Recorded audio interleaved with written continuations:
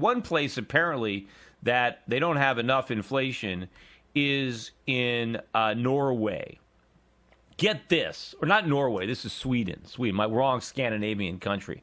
Here's an article. Krugman condemnation of Sweden triggers Reiche Bank review talk.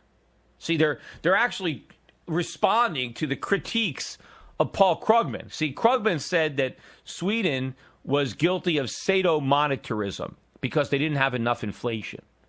And these idiots in Sweden are actually buying it. Here, listen to this article that I'm reading in again, figures it's Bloomberg. It says that Sweden has endured 4 months of consumer price declines, prompting members of the Reiche Bank to criticize the bank for its rate policies. Can you believe that? They have endured 4 months of falling consumer prices. Oh, the agony. Oh, I really feel. I mean, they endured the hardships, the pain. I mean, what is this, like hell on earth over there in Sweden? Can you imagine? How can the poor Swedes, the suffering, the humanity, 4 months of falling consumer prices? How is that a something that you have to endure?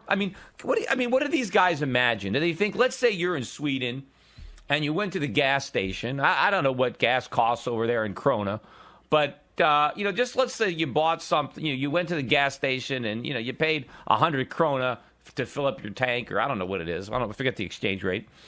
And then you come back, a couple weeks later to get gas again, and it's a little cheaper. Maybe put it in dollars. Let's say you went to buy gas and it was $4.50 a gallon, and you came back to fill up again, and it was $4.40.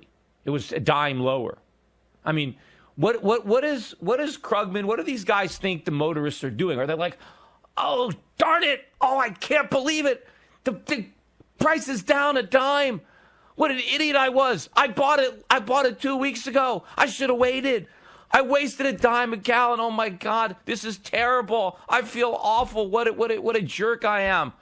You know what? I'm not going to fall for the same thing again. Not me. I'm not a sucker. I'm gonna take my car back to the garage. I ain't buying this gasoline.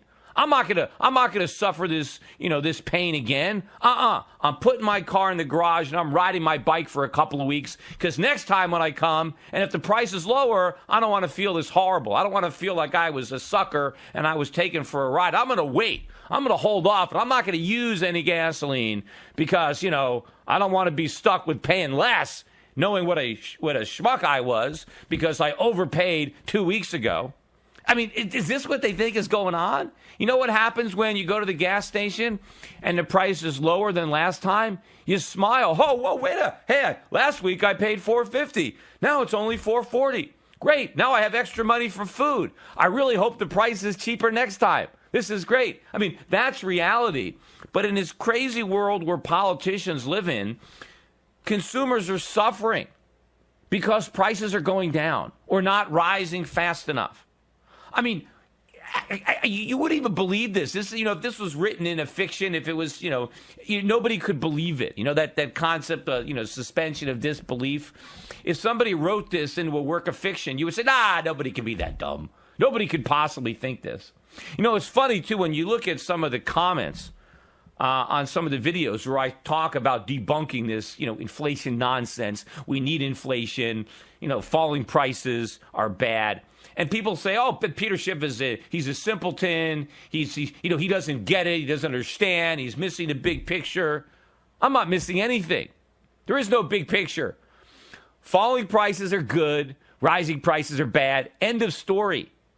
Everybody wants prices to come down. Now, these people always say, but doesn't Schiff know that when the economy is weak, when there's not enough demand, that prices go down? Sure. But what does that have to do with anything?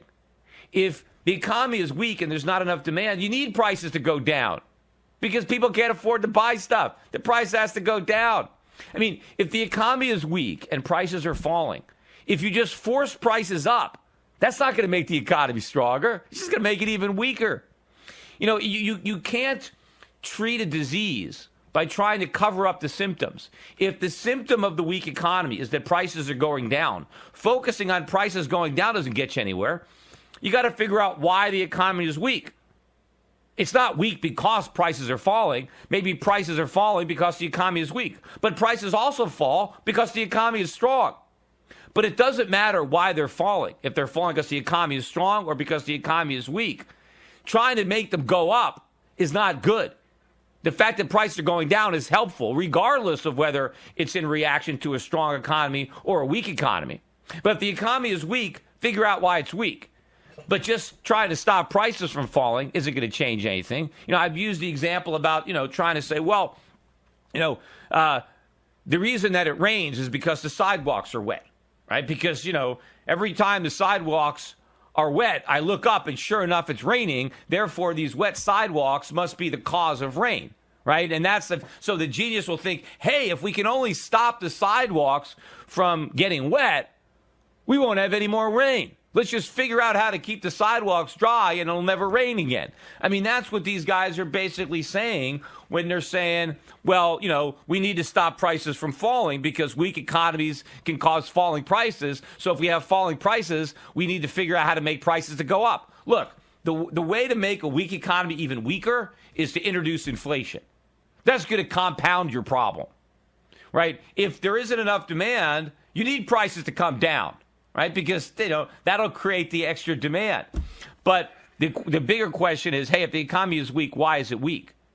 Right? Treat the disease. Don't try to cover up the symptoms and just assume that the disease is going to go away. No, then the disease is going to kill you because the symptoms aren't what's making you sick.